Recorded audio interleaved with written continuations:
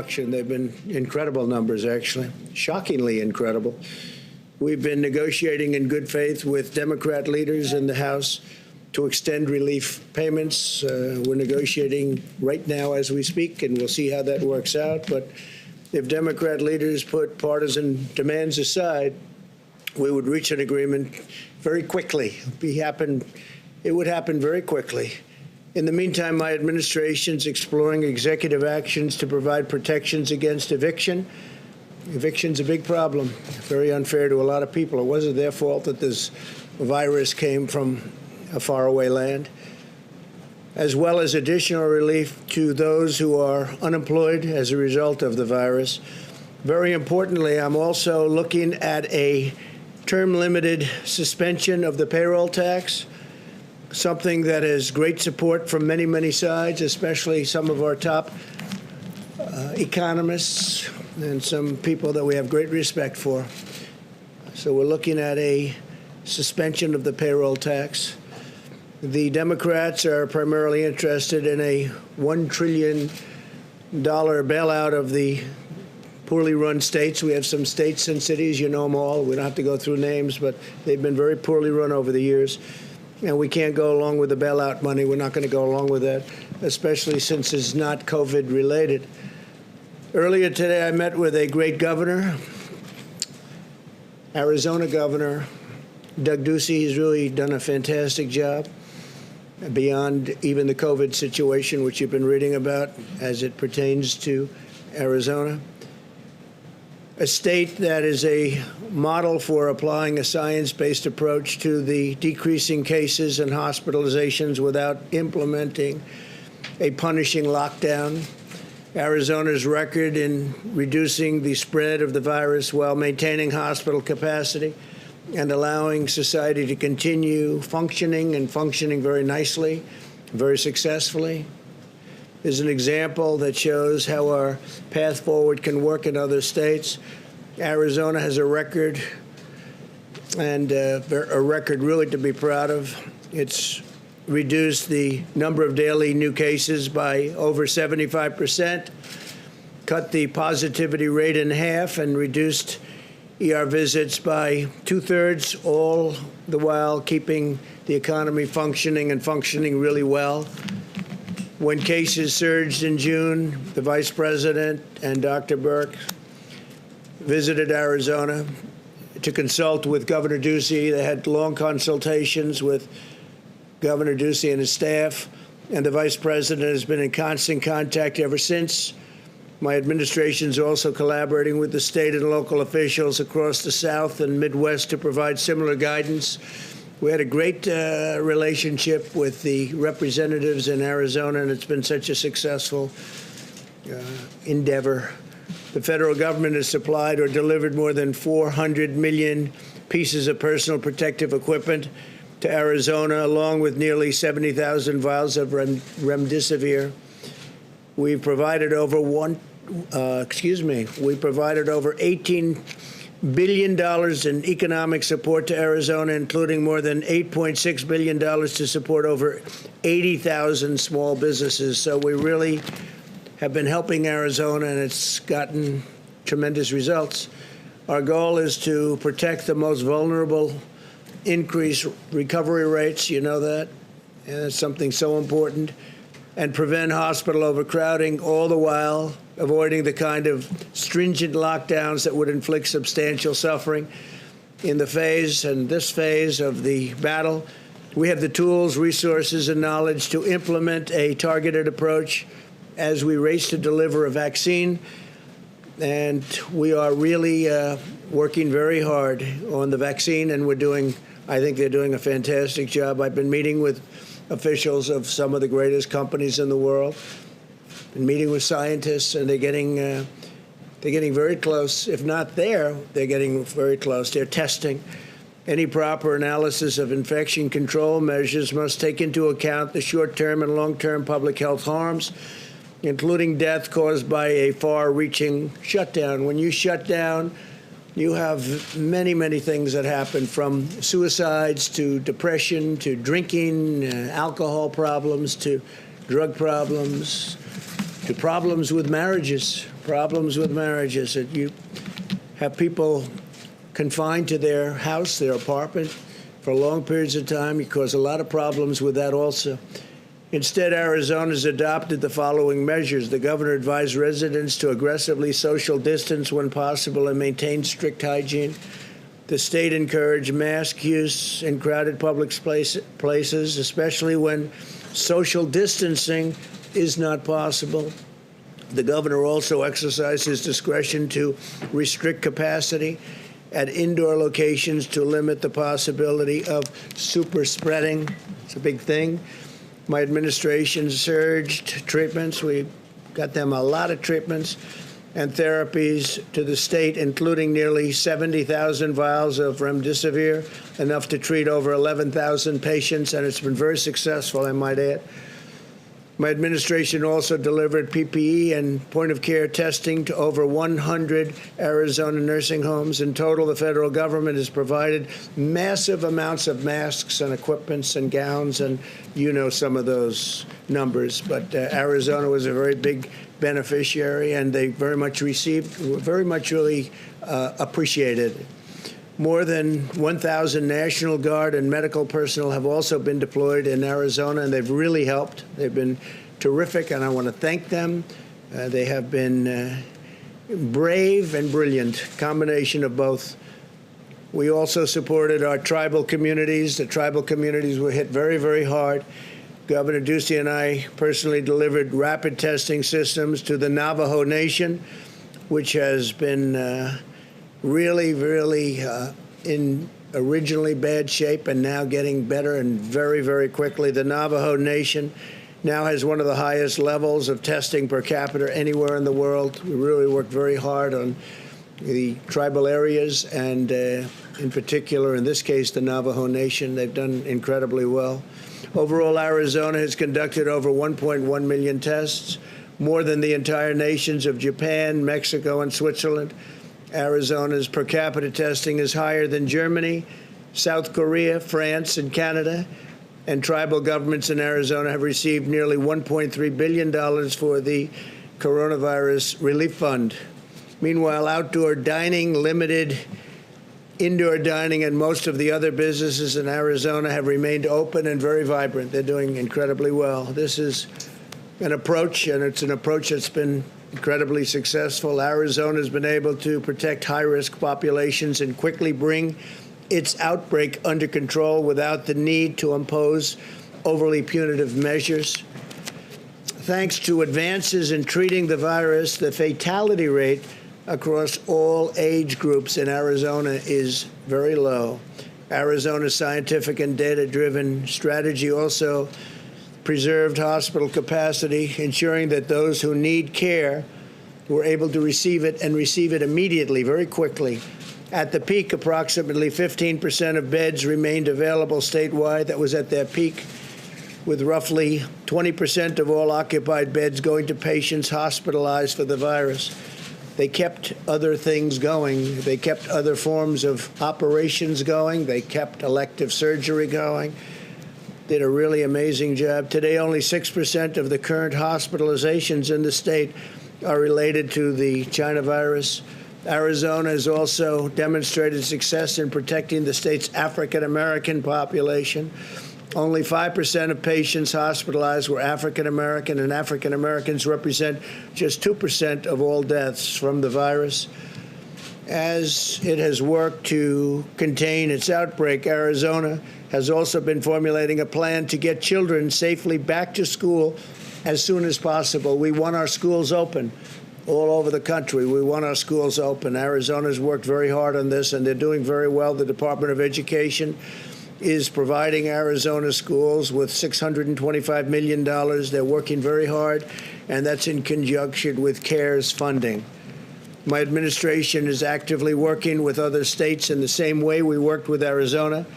In recent weeks, members of the coronavirus task force have visited over 15 states to encourage them to follow our path forward, including Tennessee, Kentucky, Virginia, Indiana, and Ohio. And I'll be going to Ohio tomorrow. I look forward to it very much. It's a great place and a great state. with an excellent governor, and we look forward to being there tomorrow. Next week, Dr. Burke, we'll be visiting Iowa, Nebraska, Kansas, Missouri, Oklahoma, and Arkansas.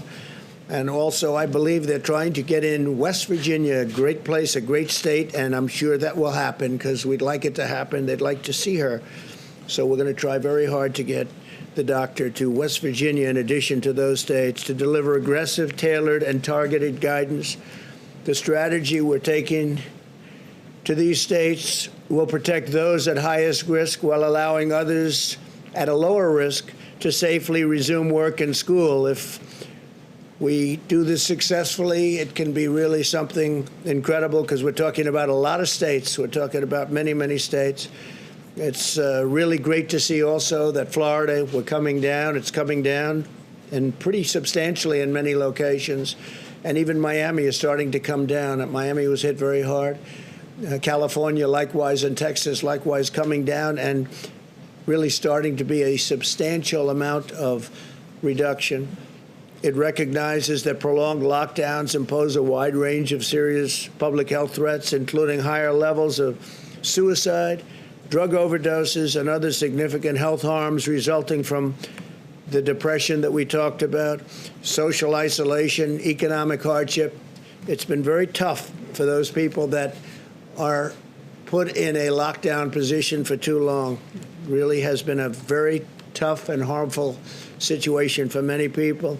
The fact is that these harms are not measured daily here or abroad. It makes them really a very serious threat because people don't know exactly what they are and how bad they are. But I think they're very bad. Going forward, we must continue to remain vigilant in shielding the elderly and those with underlying conditions. Approximately half of all deaths have occurred in nursing homes and long-term care facilities, which is an incredible number and statistic if you think about it.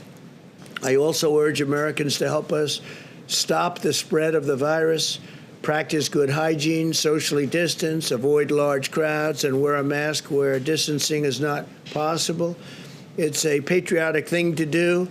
If you are sick, isolate yourself, especially from high-risk family members and friends. So important. Isolate yourself from high-risk family members and friends if you're not feeling well. Together, we will defeat the virus and emerge from this safer and stronger than ever. Thanks to the robust federal action in partnership with state and local leaders, new cases of the virus are declining in 80% of the jurisdictions, which is an incredible number.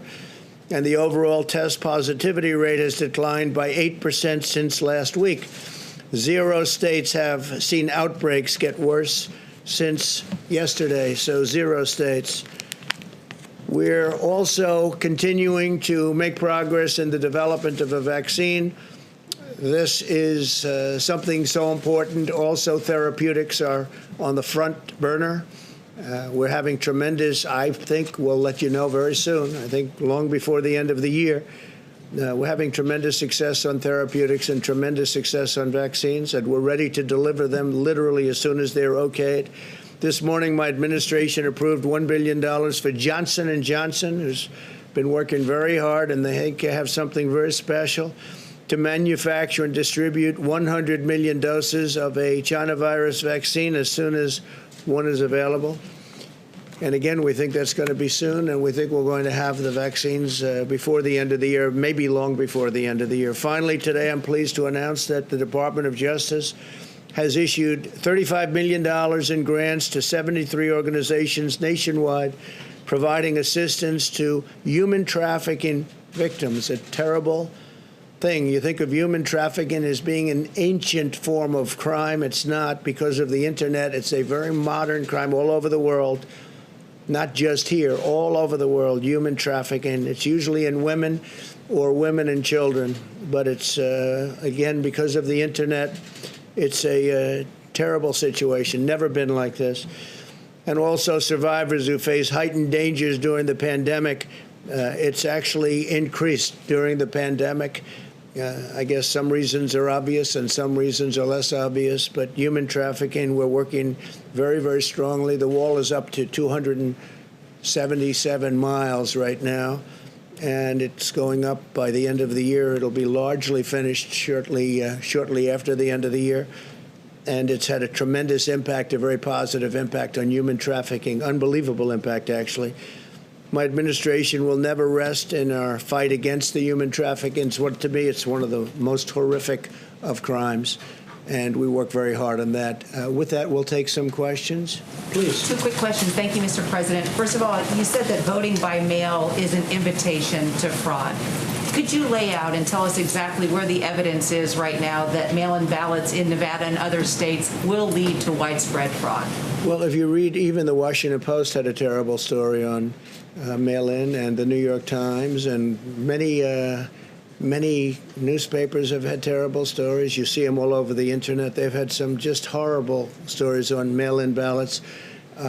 You look at Arizona, you don't even have to have, as you know, they have a provision where they don't have to check signatures. So you sign it, and you could have a totally different signature. It's okay. It won't be approved. They have the right to go 7 days after the election for approval. So you're not even going to know who won the state of Nevada. Oh, you were talking about Nevada? Oh, well, I just wanted to point out we did call Nevada's Secretary of State's Office Election Division, and the spokeswoman there said that that simply isn't true, Mr. President, and that Nevada will continue to check ballot signatures against voter registration cards. It's done at the county level. Okay, but that's not what they said when they approved it. They said they're not going to check signatures. They're not going to be able to, and their machinery, which is old, doesn't allow them to. So it's going to be physically impossible for them to do that, especially in a short period of time. In addition, you have the November 3rd election, and they're allowed to count votes until 7 days after the election. So what does that mean? If Nevada, which is a big state and a great state, a state I like very much, and I think we're going to do very well there, are we going to wait a week after November 3rd if it comes down to Nevada, which it could very well? I don't think so. I don't think it's appropriate. So with all of the bundling that you're going to have, with the harvesting you're going to have, with people being sent ballots all over that have maybe nothing to do with the state anymore, it's a terrible thing. In New York, they had the Carolyn Maloney situation, and I criticized it badly over the last 2 years and 2 days. I mean, I gave it some very, very strong criticism, and all of a sudden, like a miracle, they just approved the winner. Well, what happened? Did the person that was second concede the race, even though it was very close and all mixed up? They have a terrible situation in New York with the ballots, you know that. And as soon as I said, well, I think you should have a new election, because the election, obviously, they're not going to know what to do. I think you should have a new election. They all of a sudden announced a winner. I assume it was her, but they announced a winner. Well, I don't agree with it. Did somebody speak to the person on the other side, the opponent? Did they do something for the opponent on the other side? Take a look at Paterson, New Jersey. Take a look at many things. It's all over newspapers what's going on with the mail-in ballots. They send out millions of ballots. They're totally unprepared to do it. And then they come back in the millions. It's going to be a disaster. I'm doing our country a big favor by bringing it up. And, you know, from a common standpoint, even common sense standpoint, if you look at it just out of common sense and pure, basic, beautiful intelligence, you know it can't work. Now, Florida's worked very hard for years and years on developing a system, and I'm sure they probably have problems also. But absentee ballots are different than mail-in ballots, what you call universal mail-in ballots, are much different. You have to apply for it. You have to do different things, and it's a much better system, and it's a system that can be reasonably accurate. But there's no system like going to the poll and voting. So I would like to find out why all of a sudden, out of nowhere, in the midst of all of this grief, why is it that they approved the New York race? While you asked that question. Race, sir, there's no evidence of widespread voter fraud Which one? Oh, really? Well, then you're reading a different newspaper than me. Go ahead, please. To the delivery and the postmark. Go ahead, please. Go. Sir, you said in an interview this morning on the coronavirus, this thing's going away. It will go away like things go away, despite ongoing cases and death. Isn't that you claim out of touch with reality? It's going away. No, it'll go away like things go away. Absolutely. It's no question in my mind. It will go away. Please, go ahead.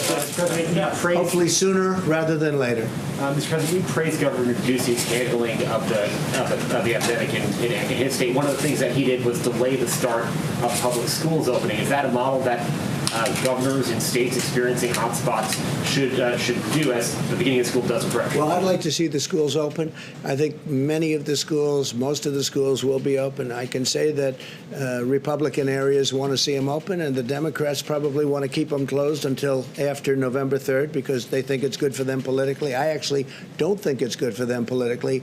Parents want the schools open. We want them open. We want them open safely. We're going to practice very strong hygiene and all of the other things that I've enumerated many times. But we want to see the schools open. You're encouraging states to follow Governor Ducey's model here, and what part of that model was? Not his model. I just think he's done a very good job. I mean, he's really done a great job. You look at the numbers, you look at how it's dropped, and very rapidly, he's done a great job. He's a great governor. Please. In an interview this morning, Mr. President, you were talking about opening the schools, and you said children are virtually immune from COVID-19, but children have contracted this virus, and some have died. When I say that, I'm talking about from getting very sick. If you look at children, I mean, they're able to throw it off very easily. And it's an amazing thing because some flus, they don't. They get very sick and they have problems with flus and they have problems with other things. But for whatever reason, the China virus, children handle it very well. And they may get it, but they get it and it doesn't have much of an impact on them. And if you look at the numbers of in terms of mortality, fatality, the numbers for children under a certain age, meaning young, their immune systems are very, very strong. They're very powerful, and they seem to be able to handle it very well, and that's according to every statistic. Is it right? Yeah, please go ahead. Mr. President, at least 2 people connected to Kanye West's effort to get on the ballot have been connected to the Republican Party. Is this Whose ballot? Kanye West. With Kanye he's getting West? on the ballot, including in swing states. And as you know, his wife has raised issues about whether he's having mental issues right now. So my question to you is... That Kanye West does? I don't know that. Who said that? His wife said he might be going through an episode. But know. anyway, my question to you is... I mean, I like him. He's always been very nice to me. Are you aware of any of the efforts... Kanye West. Are you aware of or have you encouraged anyone in the party to help him get on the ballot, including in swing states? No, not at all. Other than I get along with him very well. I like him. I like his wife. His wife recommended certain people, as you know, including Alice Johnson, who's a fantastic woman, but his wife recommended certain people to get out of prison. They were in prison for a long time, a long, long time. It should have never happened. And I took what she said very strong, Kim Kardashian. And she's got a good heart, very good heart. And I like Kanye very much. No, I have nothing to do with him getting on the ballot. We'll have to see what happens. We'll see if he gets on the ballot. But I'm not involved. Thank you, Mr. President. I wanted to ask you, the group of Republican senators are backing $25 billion in payroll assistance to keep the airlines being able to pay their payrolls. Do you endorse that plan? They're doing what? Republican senators Republican senators want to go ahead with another $25 billion for airlines to keep their payrolls going. Well, if they need it, certainly that's a business. Some businesses are doing better than they would normally. Obviously, we know what those businesses are. And obviously, the airline business is not doing very well. You have shutdowns all over the world, and you have airlines that are essentially shut down. Some airlines are doing, modest. The best they're doing is modest. I think it's very important that we keep the airlines going. There'll be very good times very soon, I hope, and we don't want to lose our airlines. So if they're looking at that, whether they're Republican or Democrat, I'd be certainly in favor. We can't lose our transportation system. Yes, go ahead. I wanted to ask you, too, on Beirut. So there's been some question about your comments yesterday saying that it was an attack and that you'd heard from military officials that there was, an explosion, that it looked like some sort of a bomb. What it was. I can tell you, whatever happened, it's terrible, but they don't really know what it is. Nobody knows yet. At this moment, they're looking. It could, how can you say accident? Somebody was, left some terrible explosive type devices and things around, perhaps it was that, perhaps it was an attack. I don't think anybody can say right now. We're looking into it very strongly. Right now, it's, you have some people think it was an attack, and you have some people that think it wasn't. In any event, it was a terrible event, and a lot of people were killed, and a tremendous number of people were badly wounded, injured, and we're standing with that country. We have a very good relationship with that country, but it's a country under a lot of turmoil, a lot of problems, but we stand with them. President, thank you. You said earlier today that you are considering using the White House as the venue for your nomination speech. Senator John Thune questioned whether or not that's actually legal given the Hatch Act. Is this something that you would get clearance for? John Thune did, right? The Republican John Thune? Oh, okay. Well, it is legal. There is no Hatch Act because it doesn't pertain to the president. But if I use the White House, we save tremendous amounts of money for the government in terms of security, traveling. If we go to another state or some other location, the amount of money is, very enormous. So that's something to consider also. I think it would be a very convenient location. It would be by far the least expensive location. There'd be very little in terms of that tremendous traveling security with airplanes and everybody flying all over the place. So I think it would be a very convenient idea. It's something that we threw out. It would be very cost conscious by comparison to any other location. Yeah, please. Yeah. Your son, Don Jr., tweeted yesterday asking you to direct the EPA to reject the Pebble Mine in Bristol Bay, Alaska. It's a giant copper and gold mine, and the thinking is that Rejected in what way? Just reject its construction. The Army Corps of Engineers 2 weeks ago suggested it would be okay to proceed with the project, but sportsmen like your son are saying that it would be harmful to fisheries. Well, I've listened to both sides. I don't know of the argument yet, but I would certainly listen to both sides. My son has some very strong opinions, and he is very much of an environmentalist, and he was very impressed with what we did yesterday, because that's one of the great environmental bills, and beyond that, ever signed since well, I guess over 100 years, if you think about it. It's been a long time. But I will look at both sides of it. I had heard about it. I understand they're going to be doing a briefing sometime over the next 48 hours. It's going to go very quickly. I've done a lot for Alaska. I love Alaska. It's a special place. Anwar was one thing. The highway, Cove Highway, or whatever the new name is, whatever the old name is. We're getting approvals for a tremendous highway that's been sought for 40 years. They've been trying to get it approved, and I'm getting it approved. We've done a lot for Alaska. It's a special place, and I'll take a look at that. It's interesting. Yeah, please go ahead. Thank you, Mr. President. Two brief questions. First, your administration has praised ambulance drivers and the ambulance service for their role in dealing with the coronavirus. Sure. And recently, there has been scuttlebutt that the ambulance associations, drivers and all, have not been fully reimbursed for the work they're doing. They said they are owed $2.89 billion, and they've only received $300 million from the Provider Relief Fund. Not 300 billion, no. What, Not 300 million. You mean 300 million? At the Provider Relief Fund at HHS. Are you going to look into this? I will. I just heard of it for the first time. The ambulance people have done an incredible job, as have the doctors, the nurses, the frontline workers. Law enforcement has been incredible. The military, FEMA. I mean, I could name almost every group. I can't tell you of a group that's done poorly, but the ambulance people have done it's a tough job, too. Very dangerous job, very tough job. I will certainly look in. I mean, you'd tell me something that for the first time, nobody is complaining about not getting paid too much, but we'll take a look at the ambulance drivers. The other thing, Secretary Esper said today that based on what he had heard, the incident in Beirut he felt was an accident. Now, he's disagreed with you on other things before. Do you have any comment about his remark? Whatever if that's what he heard, I think that I've heard it both ways too.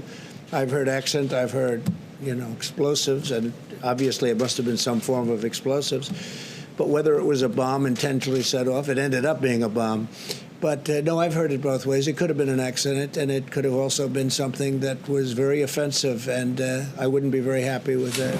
And you have no problem with Just that? to follow up on that, Mr. President, even if you just have suspicion that the Beirut explosion is a bomb, do you have any plans of pertaining to U.S. assets in the region, for example? I mean, how are you looking into this? We're working very closely with the government, and we're working very closely with many different agencies, including the military, and we'll be able to figure it out. We already probably have figured it out.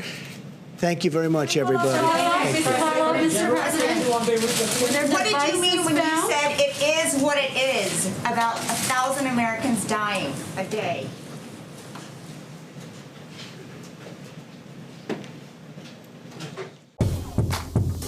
You're watching